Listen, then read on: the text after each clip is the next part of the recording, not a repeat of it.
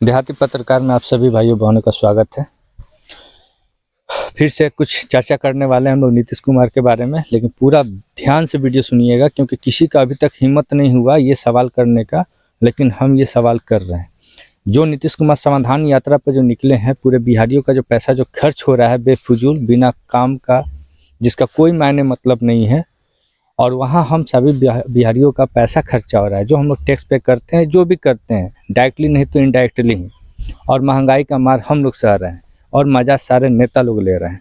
बात करने वाले हैं कि जितने भी हमने देखा कि किशनगंज में जो ये नीतीश कुमार जो सरकार है, नीतीश कुमार जो बिहार सरकार के जो मुख्यमंत्री हैं, वो सभी दीदियों को यानी जीविका में जितने भी काम करने वाले लोग हैं उनको बैठा करके शराब पर कम से कम घंटों उन्होंने भाषण दिया, सब कुछ समझाया कि हाँ शराब पीने से ये मरता है, इतना % मरता है, रोड एक्सीडेंट में मरता है।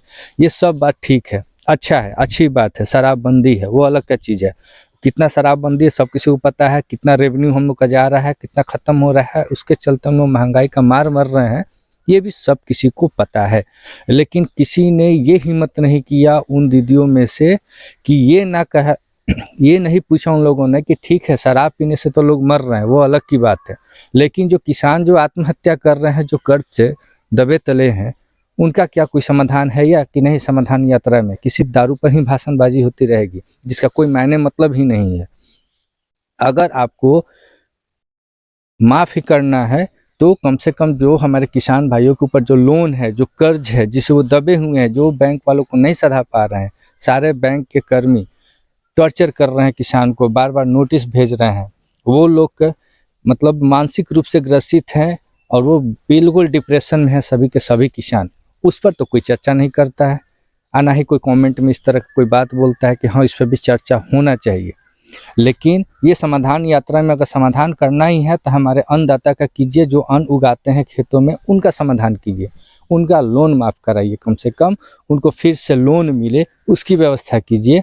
जो बीमा नहीं आ रहा है वो बीमा मंगवाइए, आप तो बीमा देना ही बंद कर दिए। दूसरी बात, लोन जो माफ़ होता है वो माफ़ नहीं हो रहा है।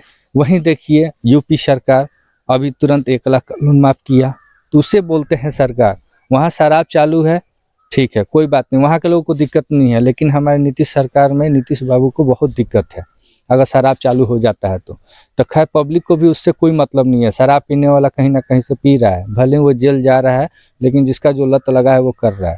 हमको चर्चा करना है अपने किसान भाइयों पर कि लोन क्यों नहीं माफ़ हो रहा है। लोन तो कम से कम नीतीश सर माफ़ कर दीजिए ताकि हमारे किसान सुखी शांति से अपना खेती बाड़ी कर सकें, किसी भी प्रकार का टेंशन ना हो, बिल्कुल निश्चिंत होकर के। अगर आप लोग भी अगर मेरे इस बातों से अगर आप लोग सहमत हैं तो प्लीज़ कमेंट में ज़रूर लिखिएगा कि हाँ किसान के लिए आवाज़ उठाना चाहिए या नहीं, कि या सिर्फ शराब की ही बातें करनी चाहिए। शराब तो खैर बिहार में जीतन राम मांझी भी बोल चुके हैं, प्रशांत किशोर जैसे जो राजनीतिक सलाहकार हैं वो भी बोल चुके हैं कि बिहार में जल्द से जल्द दारू चालू होना चाहिए, यानी शराब चालू होना चाहिए, अन्यथा बिहार बर्बादी के कगार पर जा रहा है। ये कोई दो राय नहीं है। पूरे विश्व में हमारा बिहार ही बुद्धिमान नहीं है कि हम लोग शराब बंद करके और हम लोग सोच रहे हैं कि रेवेन्यू आता रहे। रेवेन्यू तो सरकार को आता था शराब से ही, उसी से जहाँ तक लोगों को पता है कि हाँ उसी पैसा से किसान भाइयों का लोन भी माफ़ होता था। अब बीमा तो खैर अब दे नहीं रही है कंपनी। तो हम चाहेंगे कि शराब की बातें न करके किसान का लोन माफ़ कैसे हो इस पर ज़रा ध्यान दें और उसका समाधान निकालें अपने समाधान यात्रा में। तब तक के लिए जय हिंद।